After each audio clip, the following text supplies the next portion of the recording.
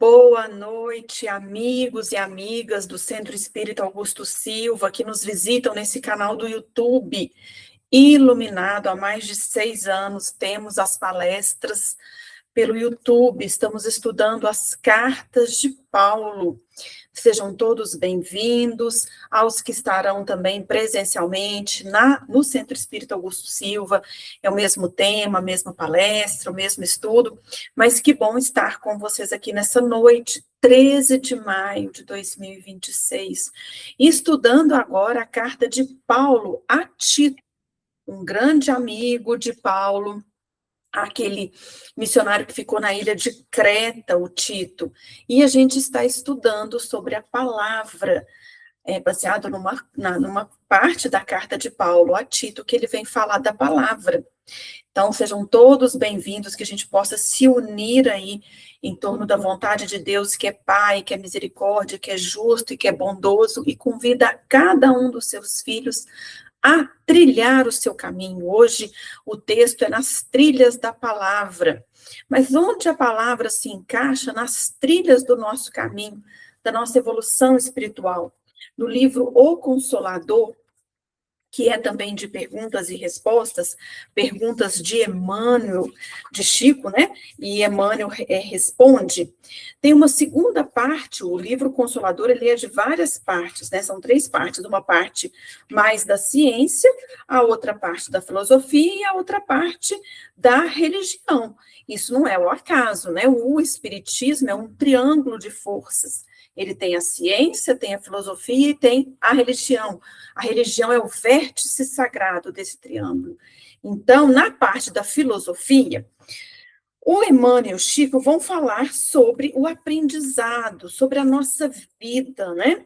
E ele começa dizendo, perguntando assim, se o homem físico está sempre ligado ao seu pretérito espiritual. Aí o Emmanuel diz, como a maioria das criaturas humanas se encontra em lutas expiatórias, podemos figurar o homem terrestre como alguém a lutar para desfazer-se do seu próprio cadáver, que é o passado culposo, de modo a ascender para a vida e para a luz, que residem em Deus, né? Essa imagem temos-la na semente do mundo, que para desenvolver o embrião que está ali cheio de vitalidade e de beleza, o que a semente precisa? Do temporário estacionamento no seio lodoso da terra, para se desfazer do seu envoltório, crescendo para a luz do sol e cumprindo sua missão, que é dar frutos e flores.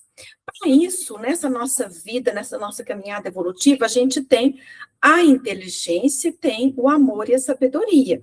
São essas 2 asas. Então, na próxima pergunta, Chico pergunta, a inteligência julgada pelo padrão humano será a súmula de várias experiências do espírito sobre a Terra? Aí Emmanuel diz, os valores intelectivos representam a soma de muitas experiências nas várias vidas do espírito no plano material. Então, uma inteligência profunda significa um imenso acervo de lutas planetárias. Atingida essa posição, se o homem também guarda uma idêntica posição de progresso espiritual pelo sentimento, porque não dá para voar só com uma asa, que é uma asa importante, que é da inteligência, mas ele também tem que trabalhar o seu sentimento. Aí sim, se ele tem as 2 asas, ele está apto a novas esferas do infinito para chegar à sua perfeição. E aí, o Emmanuel pergunta, né? Emmanuel Chico coloca, como devemos proceder para dilatar a nossa capacidade espiritual? Se somos deuses, se somos espíritos que serão puros, perfeitos, qual a fórmula? E ainda não foi encontrada uma fórmula mais elevada e mais bela aqui na Terra do que o esforço próprio, o esforço de cada um. Esse esforço, ele tem que ter uma base da humildade e do amor. Porque não adianta um esforço próprio no egoísmo e no orgulho. Então, é um esforço próprio pautado na base da humildade e do amor. No ambiente de trabalho e de lições da terra, onde Jesus houve por bem instalar a nossa oficina. A nossa oficina aqui na terra é a oficina de perfectibilidade, para a futura elevação dos nossos destinos de espíritos imortais. Então, conclui-se daqui que não pode existir inteligência sem desenvolvimento espiritual. Então, é um desequilíbrio do sentimento e da razão, e é onde se repousa atualmente a dolorosa realidade do mundo. Eu sei, eu conheço, mas eu não amo. Então, é como está ali, né? Algo anunciando o caminho, mas não acolhe. Então, o grande erro das criaturas é engrandecer apenas a inteligência e esquecer os valores legítimos do coração, nos caminhos da vida, né? Então, para isso, nós precisamos entender que o meio ambiente influi no espírito, né? O meio ambiente em que a alma renasce é uma prova expiatória, com poderosas influências sobre a personalidade, faz indispensável que o coração esclarecido coopere na transformação para o bem, melhorando e elevando as condições materiais e morais de todos que vivem na sua influência. Então, eu vou evoluir, mas eu vou evoluir também o meio ambiente, que influi sobre mim e eu influo sobre ele, onde eu vou melhorar as condições materiais do meu entorno. Para isso, entra o desenvolvimento da intuição. O que se deve fazer para o desenvolvimento da intuição? Continua no Consolador essa pergunta. O campo do estudo perseverante, com esforço sincero, meditação sadia, é o grande veículo de amplitude da intuição. Então, estudo perseverante, o esforço sincero e a meditação sadia é o grande veículo de amplitude, né? E aí, nós temos, então, vamos chegar na questão que eu quero trazer para vocês, né? Deve o crente criar imposições absolutas para si mesmo, no sentido de alcançar mais depressa a perfeição espiritual? Será que tem algumas, né? Algumas imposições? Não. O crente deve esforçar-se o mais possível, mas de modo algum a gente deve nutrir a pretensão de atingir uma superioridade espiritual de uma só vez. Senão a gente, né, estressa a nossa evolução. Porquanto a vida humana é um aprendizado de lutas purificadoras e no cadinho do resgate, nem sempre a temperatura pode ser amena, alcançando por vezes ao mais alto grau para o desiderato do acrisolamento. Tem hora que tem que acrisolar. Então, em todas as circunstâncias, guarde o cristão, prece e vigilância, prece ativa, que é o trabalho no bem, e vigilância, que é a prudência necessária para não trair novos compromissos, e nesse esforço a alma estará preparada a estruturar o futuro de si mesma, no caminho eterno do espaço e do tempo, sem o desalento dos tristes e sem a inquietação dos mais afoitos. Então, nem inquietação para ser afoito na evolução, mas nem desalento, prece, trabalho. Então, isso tudo que ele foi falando é sobre o nosso aprendizado, sobre a nossa vida, que é essa segunda parte, quando ele está estudando a parte filosófica da doutrina espírita. E aí ele chega, já que ele está trabalhando a conquista evolutiva do espírito, falando que nessa conquista tem que ter inteligência, tem que ter sentimento, tem que ter o esforço próprio, mas pautado na humildade, no amor, chega-se a pergunta que eu queria trazer para vocês. Qual a importância da palavra humana para as conquistas evolutivas do espírito? Qual a importância da palavra humana para as conquistas evolutivas do espírito? É a questão 124 do livro Consolador, que traz, então, esse tríplice aspecto: filosofia, ciência e religião. A palavra é um dom divino, quando acompanhada dos atos que a testemunham. Então, aí eu falo, e aí o meu ato está junto com o que eu falei.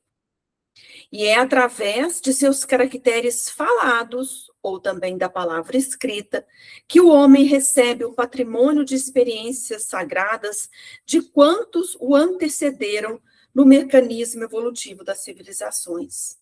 É por intermédio desses poderes da palavra que se transmite de gerações a gerações o fogo divino do progresso na escola abençoada da terra. Então, é por intermédio da palavra, que tem poder, que é um dom divino e que é importantíssima na conquista evolutiva do espírito, é que nós vamos transmitindo de gerações a gerações o fogo divino do progresso na escola abençoada na Terra. Nós estamos numa escola abençoada, que é a Terra. Estamos aqui aprendendo, evoluindo, mas aqui a gente pode esquecer, desprezar, criar máscaras e nos enganarmos quanto à nossa evolução. Mas isso não acontece quando a gente desencarna e voltamos para a nossa verdadeira pátria espiritual, o mundo espiritual, que preexiste e sobrevive a tudo. E lá nós temos as colônias espirituais, que é também através da palavra escrita e falada de Chico Xavier que a gente teve a oportunidade, né, de descortinar esse mundo que está incessantemente reagindo sobre o nosso. Então, nós temos a série A Vida no Mundo Espiritual, de André Luiz, onde André Luiz ali vai encontrar muito material para nos instruir sobre várias questões, em especial sobre a palavra, sobre o nosso falar. Porque a lição de hoje está no livro Bênção de Paz. Esse livrinho, olha o Chico aqui autografando, né? E a lição 14 vai falar para a gente da carta de Paulo a Tito, né? Então, agora a gente vai para a carta, e Tito diz para ele: tu, porém, fala o que convém à sã doutrina.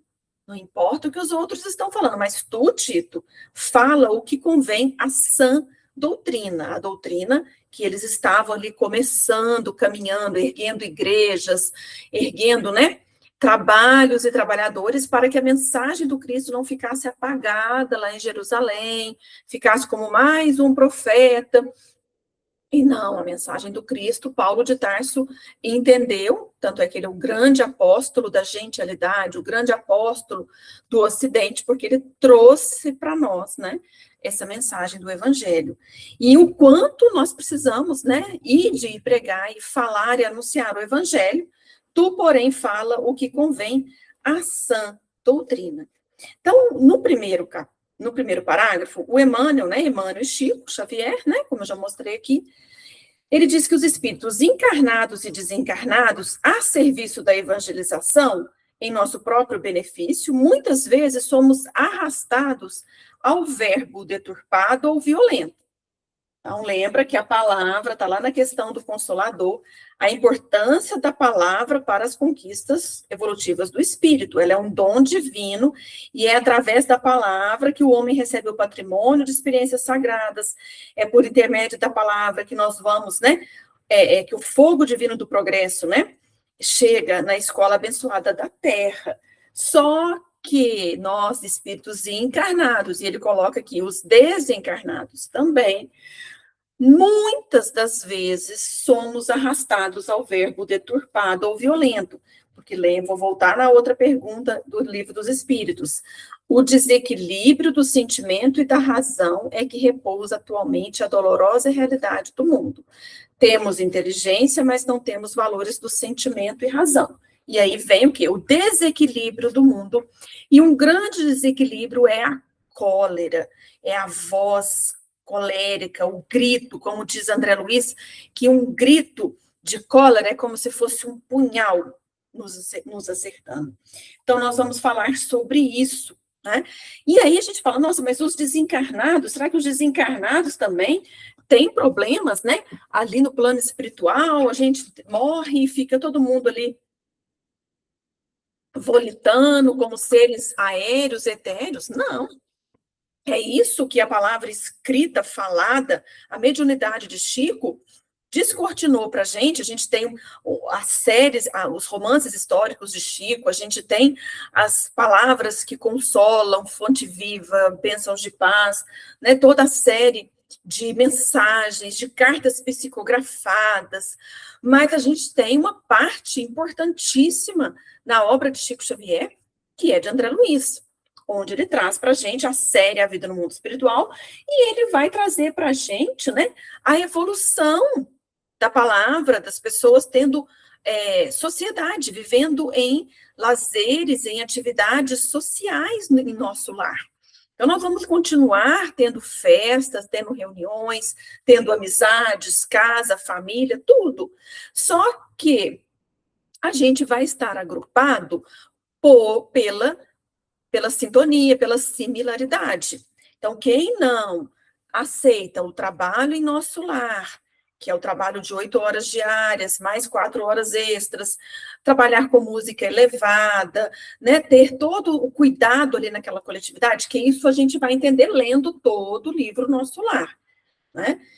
Mais uma coisa que eu trouxe para falar sobre essa questão da palavra é quando o André Luiz já está lá, são 52 capítulos, ele já está no capítulo 45, já acompanhou, já entendeu como funciona o trabalho, as casas, como é o pagamento em Nosso Lar, o salário, tudo, como são os casamentos. Então, ele dá uma aula para a gente do que a gente vai encontrar numa colônia não tão elevada. A mãe de André Luiz estava em outra colônia, em outros locais. Ela vai, visita, mas ela morava em outros locais, onde responsabilidades maiores a chamavam, mas ela nem estava em Nosso Lar, né? E aí, André Luiz é convidada a passear. As pessoas têm noivado, as pessoas namoram, fazem votos de reencontrar aqui na Terra, planejam a existência, a gente planeja o nosso corpo físico. Então, estudar André Luiz é ver toda essa vida verdadeira nossa. E ele estava, então, ia ter um evento, né, no campo da música. Tem o Bosque das Águas, tem várias atividades, né? Tem um noivado lá, então tinha um noivado, aí o Lísias fala, o noivado é muito mais belo na espiritualidade, não existem véus de ilusão, somos o que somos, né? E o Lísias ia noivar com a Lacine, eles já fracassaram muitas vezes, né? Mas agora eles iam voltar para, né, uma nova oportunidade de casar, reencontrar na Terra, né? Mas eles moravam em Nosso Lar, eles estavam passeando. E o que André Luiz começa a ver ali no momento de música, no campo da música? Primeiro ele vê ali somente a música elevada, né? Grupos de senhoras e cavalheiros entretinham-se numa animada conversação, uma conversação valiosa e construtiva.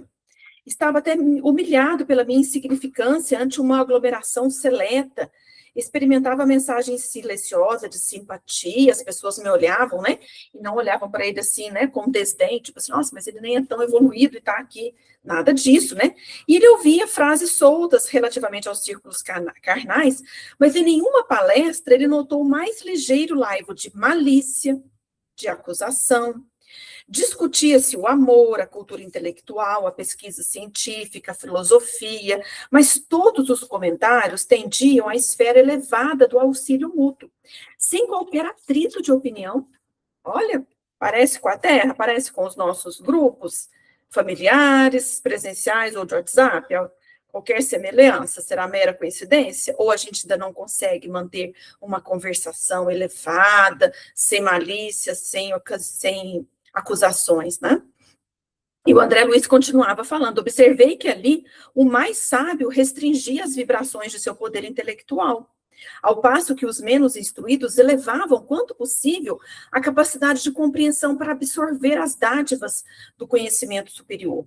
Em palestras numerosas, recolhia referências a Jesus e ao Evangelho, e, no entanto, o que mais me impressionava era a nota de alegria reinante em todas as conversações. Ninguém recordava o mestre com as vibrações negativas de tristeza ou de desalento. Jesus era lembrado como um supremo orientador das organizações terrenas, visíveis e invisíveis, cheio de compreensão e bondade, mas também consciente da energia e da vigilância necessária à preservação da ordem e da justiça. Como que o André Luiz vai definir essa sociedade que ele está conhecendo lá? Era uma sociedade otimista. Como ele estava?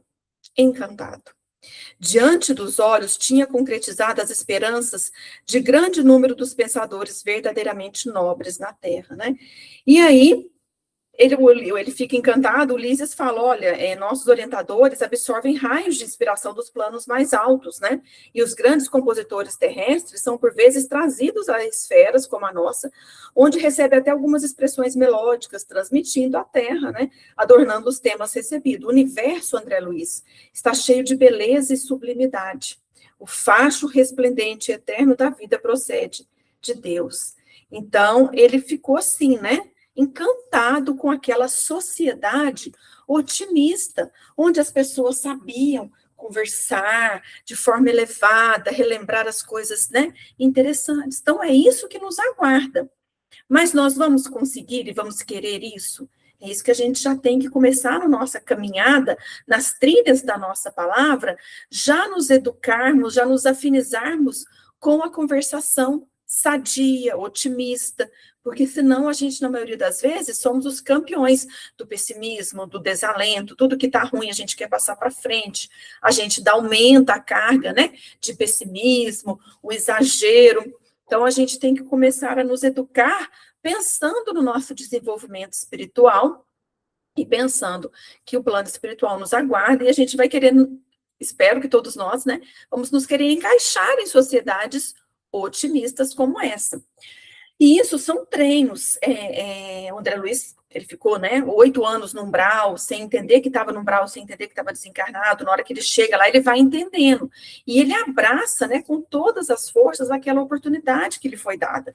E uma delas é integrar o grupo dos mensageiros, que é o segundo livro, e vir para a Terra em excursões, né, para ver a questão da mediunidade.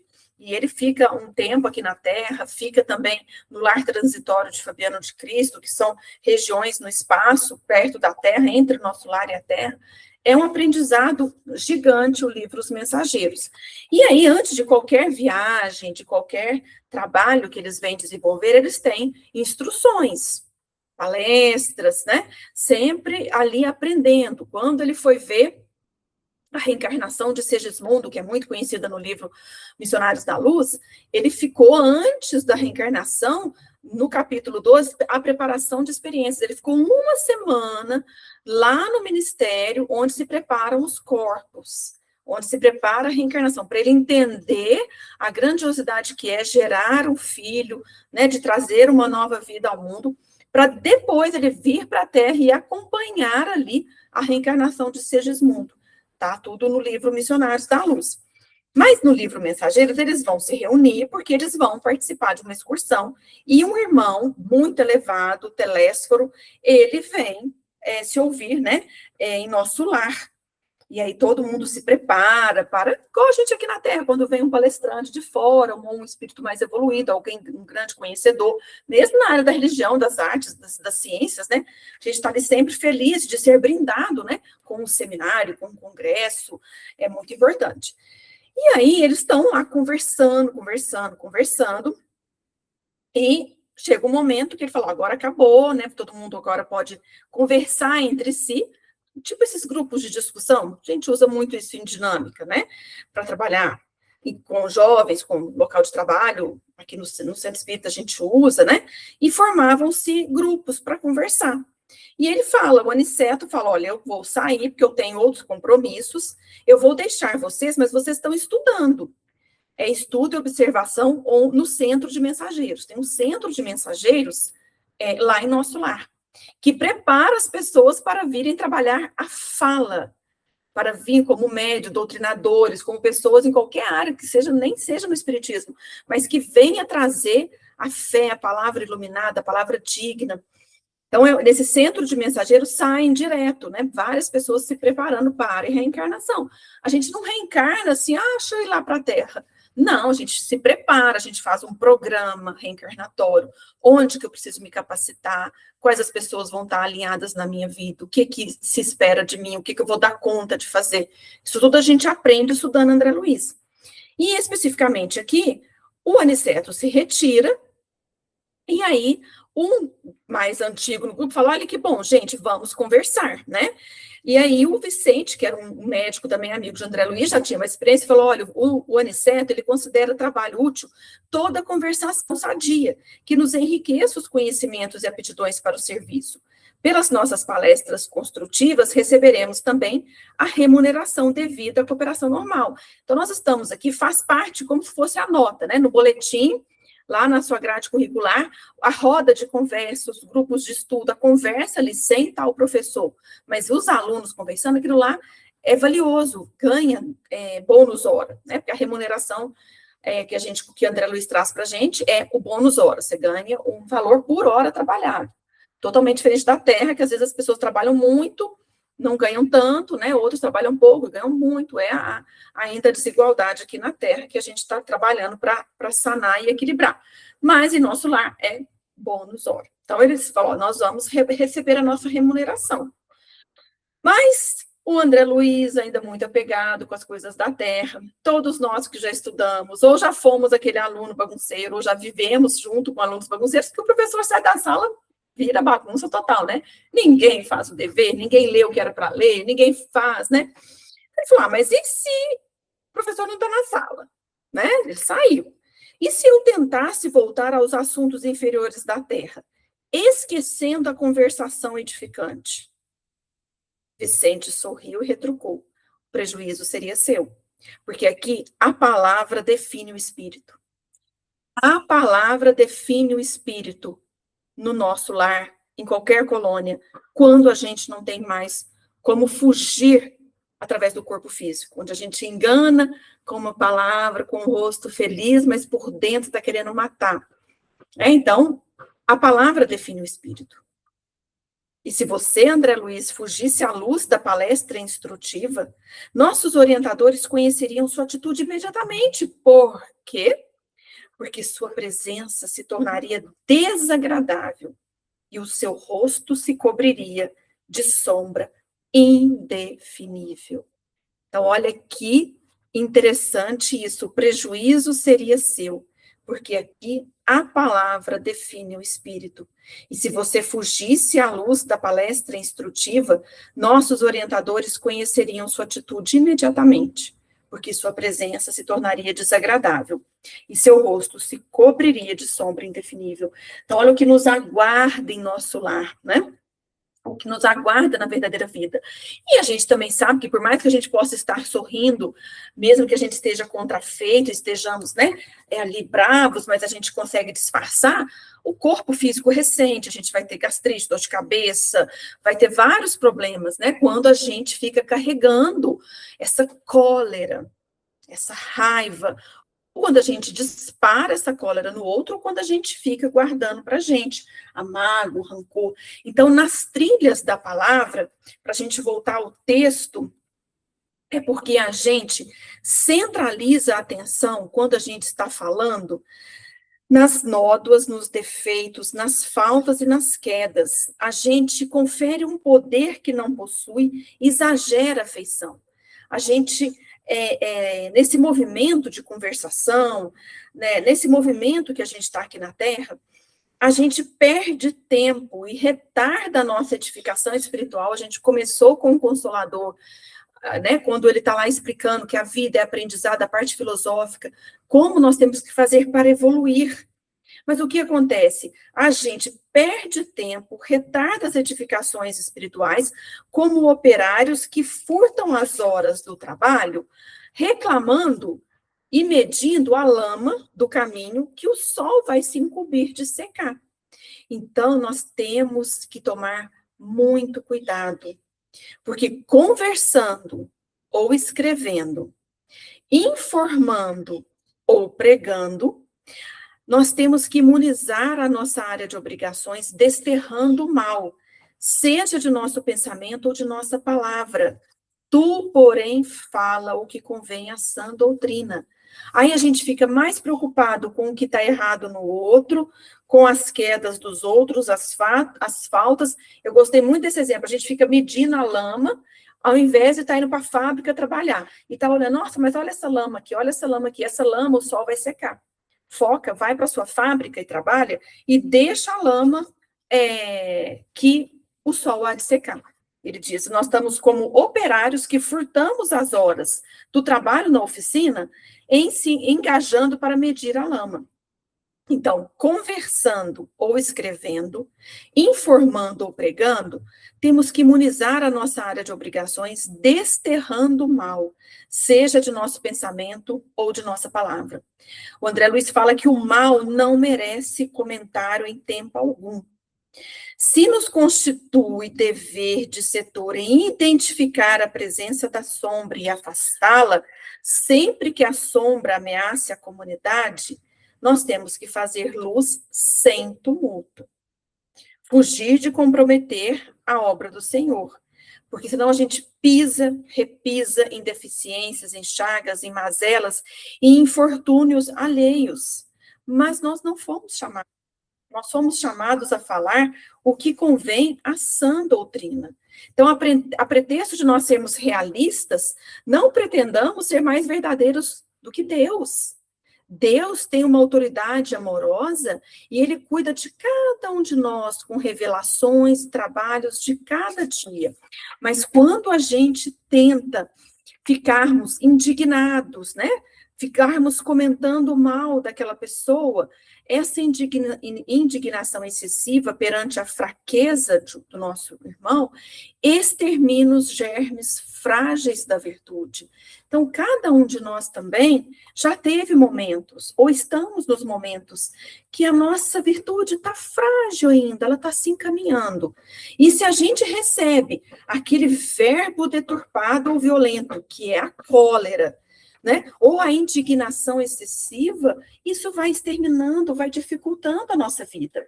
No outro livro, Entre a Terra e o Céu, André Luiz vai visitar ali com um companheiro, outro instrutor desse livro, e trata de um drama, né, de várias pessoas ali nesse livro, Entre a Terra e o Céu. Vai lembrar da Odila, do Mário Silva, do Amaro, são dramas que envolvem a Guerra do Paraguai e os dias de hoje. E eles vão pedir uma ajuda para doutrinar a Otília, né? E eles vão procurar, então, a irmã Clara, que tem um educandário em nosso lar. O educandário dela fornece cursos de palestras, de fala. A residência de Clara figurou-se num pequeno colégio. Lá tinha um verdadeiro educandário, e nós chegamos lá no salão, e tinham 4 dezenas de alunos de variadas condições, que se instalavam à vontade em grupos diversos, e eles estavam fazendo um curso rápido acerca da importância da voz a serviço da palavra. Então, ela falou, vocês podem sentar e ir acompanhando, que eu estou terminando essa parte do meu curso, e depois nós vamos entrar para a conversação específica do que vocês precisam da minha ajuda. Então, no capítulo 22, é apresentada essa irmã Clara, e aí no capítulo 23 tem um apelo maternal, que aí é onde a Clara vai fazer uma intercessão nesse caso, nesse drama de várias famílias que o André Luiz está ali ajudando. E aí ela vai falando, nós com os alunos dela, e o André Luiz está lá escutando e não está perdendo lição, né, gente? E ele está dizendo, conforme estudamos na noite de hoje, a irmã Clara está falando, a palavra, qualquer ela que seja, surge dotada de energia elétrica. Então, a palavra tem energia elétrica, libertando raios de natureza dinâmica. Quem coordena tudo isso é a mente, e ela produz o verbo, que é sempre uma descarga eletromagnética regulada pela voz. Então, ela vai falando da cólera. Ela diz que a cólera não pode nem deve comparecer em nossas observações relativamente à voz. Uma criatura enfurecida é um dínamo em descontrole, cujo contato pode gerar as mais estranhas perturbações. Ela fala que se não tiver um isolante térmico, um material isolante, quando a gente se leva pela cólera, né? Ela diz que é um perigoso curto-circuito de nossas forças mentais, por defeito da instalação de nosso mundo emotivo. Então, o nosso mundo emotivo não está bom, ele está com defeito, a gente arremessa raios destrutivos ao redor de nossos passos. E aí o André Luiz, em outra oportunidade, ele disse que o grito de cólera tem a força de um punhal. Qual seria esse material isolante? A oração ou a paciência, se tiver por perto algum ser de luz ali, que vai conseguir, né, isolar esse súbito desequilíbrio de energias, que se estabelece os mais altos prejuízos à nossa vida. O André Luiz, quando ele recebe o diagnóstico do Henrique de Luna, que é o médico, lá em Nosso Lar, no capítulo 4, o médico espiritual, ele fala que André Luiz adoeceu pela cólera, os excessos de bebida e de comida, e pela cólera. E aí, então, se a gente não tem esse material isolante por perto, a oração e a paciência, a cólera se torna ali causadora, né, de estranhas perturbações, mas a culpa está toda, a responsabilidade, né, está toda conosco. E aí ele fala, mas e a indignação? A gente pode substituir a cólera pela indignação, né? Como a gente está vendo aqui, né? A indignação, como não se indignar, né? mas eu quero ser realista. Olha, a pessoa tá prejudicando a comunidade, ela.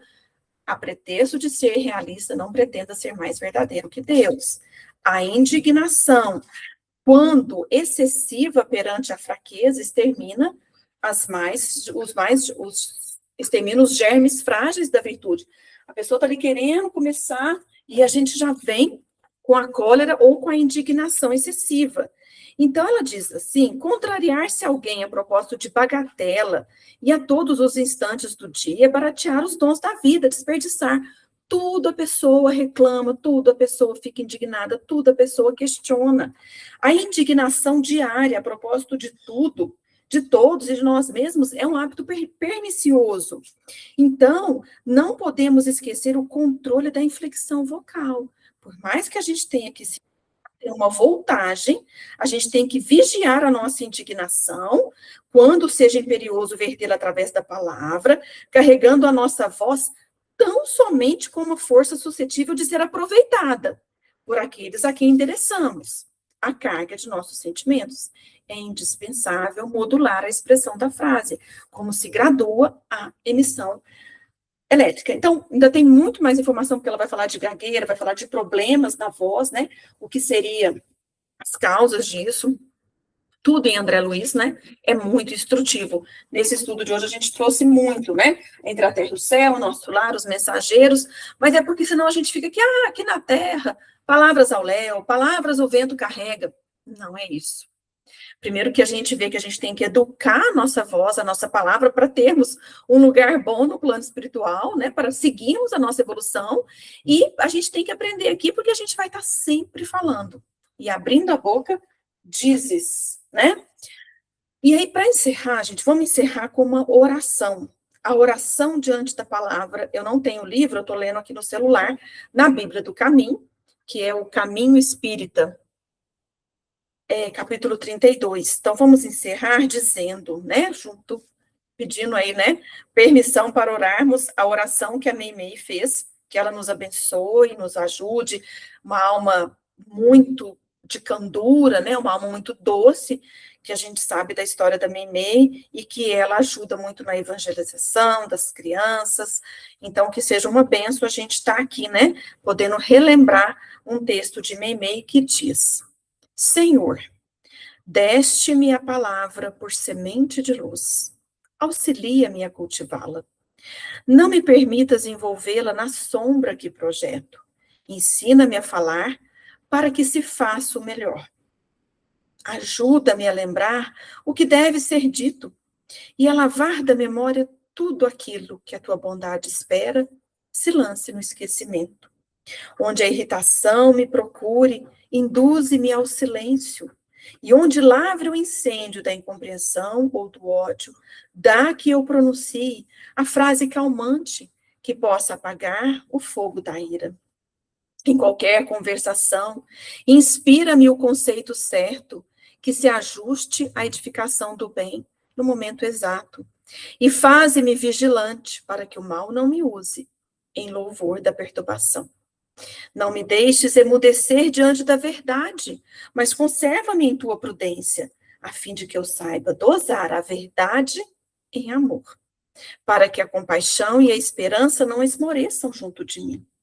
Traze-me o coração ao raciocínio, sincero sem aspereza, brando sem preguiça, fraterno sem exigência, e deixa, Senhor, que a minha palavra te obedeça à vontade. Hoje e sempre, Meimei. Que assim seja. Uma boa noite a todos e até quarta que vem, quando seguimos aprendendo com Paulo, Tito e as suas cartas amorosas. Boa noite a todos.